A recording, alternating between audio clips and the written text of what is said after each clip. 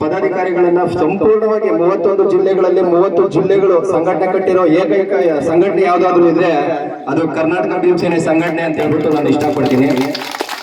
ನೋಡಿ, ಬಾಬಾ ಸಾಹೇಬ್ ಹೆಸರು ಹೇಳ್ಕೊಂಡು ಎಷ್ಟೋ ಸಂಘಟನೆಗಳು, ಲಕ್ಷಾಂತರ ಸಂಘಟನೆಗಳು ಇವತ್ತಿನ ಕಾಲಘಟ್ಟದಲ್ಲಿ ಕರ್ನಾಟಕದಲ್ಲಿ ರಿಜಿಸ್ಟರ್ ಆಗಿದೆ.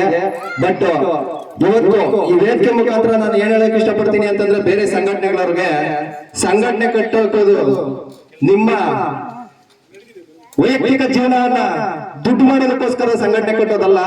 ಬಡವರ ಪರ, ರೈತರ ಪರ, ಮಹಿಳೆಯರ ಪರ, ಕಾರ್ಮಿಕರ ಪರ, ದೀನ ದಲಿತರ ಪರ, SC ST OBCಗಳು, ಮೈನಾರಿಟಿ, ಶೆಡ್ಯೂಲ್ ಕ್ಲಾಸ್ ಯಾರಿದ್ದಾರೆ, ಯಾರು ಅಸ್ಪೃಶ್ಯರಿದ್ದಾರೆ, ಯಾರು ಕಟ್ಟಕಡೆಯ ವ್ಯಕ್ತಿ ಇದ್ದಾರೆ, ಯಾರು ಅನ್ಯಾಯ ಆಗಿದೆ ಅಂತ ವ್ಯಕ್ತಿಗಳನ್ನ ನ್ಯಾಯ ಕೊಡಿಸುವಂತ ಸಂಘಟನೆ ಕಟ್ಟಿರೋದು ಶಂಕರ್ ರಾಮಲಿಂಗಣ್ಣರು ಅಂತ ಹೇಳೋದಕ್ಕೆ ಇಷ್ಟಪಡ್ತೀನಿ. ನಾನು ಸುಮಾರು 5 ವರ್ಷಗಳಿಂದ ವಿವಿಧ ಸಂಘಟನೆಗಳಲ್ಲಿ ಕೆಲಸ ಮಾಡ್ಕೊಂಡ್ ಬಂದಿದ್ದೀನಿ. ಬಟ್ ಕರ್ನಾಟಕ ಭೀಮಸೇನೆ ಅನ್ನೋ ಒಂದು ದೊಡ್ಡ ಪ್ಲಾಟ್ಫಾರ್ಮ್ ಅಲ್ಲಿ ಬೆಂಗಳೂರು ಗ್ರಾಮಾಂತರ ಜಿಲ್ಲಾ ಸಮಿತಿಗೆ ಅಧ್ಯಕ್ಷರನ್ನ ಮಾಡಿದರೆ ಅವ್ರಿಗೋಸ್ಕರ ನಾವು ನನ್ನ ಬದುಕಿರೋವರೆಗೂ ಅವ್ರ ಚಿರುಗುಣೆ ಆಗಿರ್ತೀನಿ ಅಂತ ಹೇಳ್ಬಿಟ್ಟು ನಾನು ಹೇಳಲು ಇಷ್ಟಪಡ್ತೀನಿ.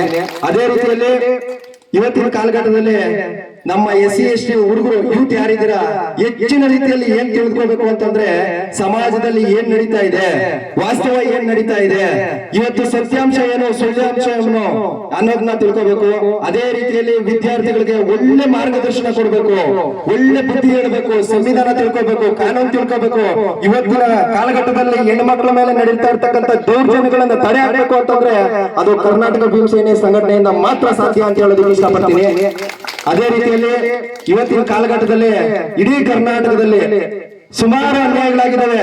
ಒಬ್ಬ ಯಾವುದೋ ಯುವಕ, SC ST ಯುವಕ ನೋಟ್ ಕೇಳ್ದ ಅಂತ ಹೇಳ್ಬಿಟ್ಟು ಆ ಹುಡುಗನ್ನ ಕಂಬಕ್ಕೆ ಕಟ್ಟಾಕಿ ಹೊಡೆದು ಸಾಯಿಸಿದ್ದಾರೆ. ಏನು ಕಾರಣ ಅಂತಂದ್ರೆ, ಅವನು ನಮ್ಮ ದಲಿತ ಆಗಿದ್ದ ಅನ್ನೋ ಒಂದು ಕಾರಣಕ್ಕೆ ಅವನ್ನ ಸಾಯಿಸಿದ್ದಾರೆ. ಯಾಕಿಂತವಾಗ್ತಾ ಇದೆ ಅಂತಂದ್ರೆ, ನಾವು ಕೊಟ್ಟಿರ್ತಕ್ಕಂಥ ಸದನಗಳು ನಾವೇನಕ್ಕೆ ಇದನ್ನೆಲ್ಲ ಪ್ರಶ್ನೆ ಮಾಡ್ಬೇಕು ಅಂತಂದ್ರೆ, ಇಂಥ ಪ್ರಶ್ನೆ ಮಾಡ್ಬೇಕು ಅಂತಂದ್ರೆ ಮೊದಲು ನಾವು ಸಂಘಟಿತರಾಗಬೇಕು, ವಿದ್ಯಾಭ್ಯಾಸ ಕಲಿಬೇಕು, ಮಕ್ಕಳಿಗೆ ಒಳ್ಳೆ ಮಾರ್ಗದರ್ಶನ ಕೊಡಬೇಕು.